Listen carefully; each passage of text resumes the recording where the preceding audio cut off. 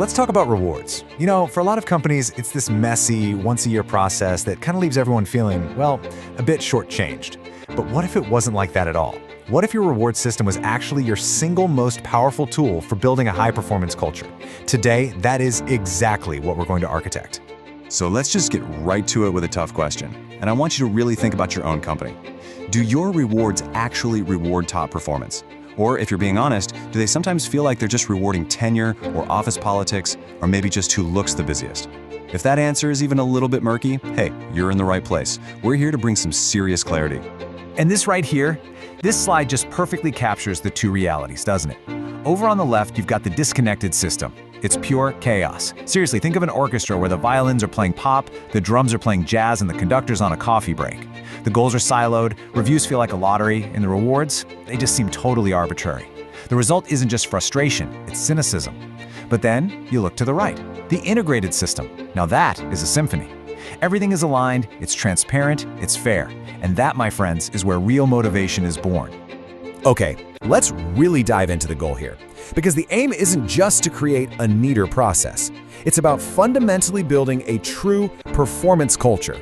We're talking about a massive shift from just rewarding effort, rewarding people for being busy, to celebrating real, measurable excellence and creating a culture of total accountability. So what does this cohesive performance culture actually feel like on a day-to-day basis? Well, it's an environment where excellence isn't just some nice line in a mission statement. It's the default setting. It's just the norm. And that's because the entire system, from the way goals are set to the way bonuses are paid out, consistently and very visibly reinforces it every single day. So how in the world do you architect this? Well, you start with a blueprint. And this is it, the core structure. It's built on 3 pillars that create this unbreakable link between what your company says it values and who it actually ends up rewarding. And here's the integrated flow. It has to be like a perfect chain reaction. First, you set clear KPIs. And a common trap is focusing only on lagging indicators, like last quarter's sales. That's kind of like driving by only looking in the rearview mirror. You also need leading indicators, things like the number of new sales demos you book, that actually predict future success.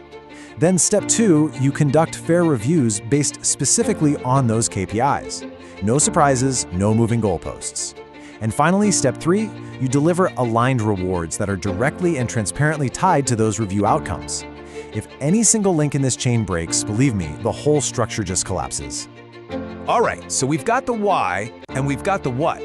Now for the billion-dollar question, how do you actually build this thing? Let's get into the toolkit. This is where we get to put on our architect hats. Designing your program really just means making a few critical decisions to make sure the final strategy isn't some generic template, but a system that is tailor-made for your organization. So here's the crucial point. There is no one-size-fits-all plugin for this. First, you have to align rewards with your strategy. For example, a tech startup that's chasing market share might offer really aggressive stock options to reward risk-taking. But a 100-year-old manufacturing firm, they might use profit sharing to reward efficiency. You also have to balance your incentives, pick the right tools to manage it, and this is the big one, build the entire thing on a foundation of transparency. Because if people don't trust the process, it's all completely worthless. And that balance we just talked about, it is absolutely key. Just look at this table. On the left, you've got the financial incentives, bonuses, raises, the stuff that pays the bills. They are powerful motivators, for sure. But then look to the right. The recognition-based approaches, public praise, a challenging new project, more autonomy, these things tap into our deep human needs for mastery, for purpose, and for respect. A great system doesn't choose one over the other, it skillfully weaves them together.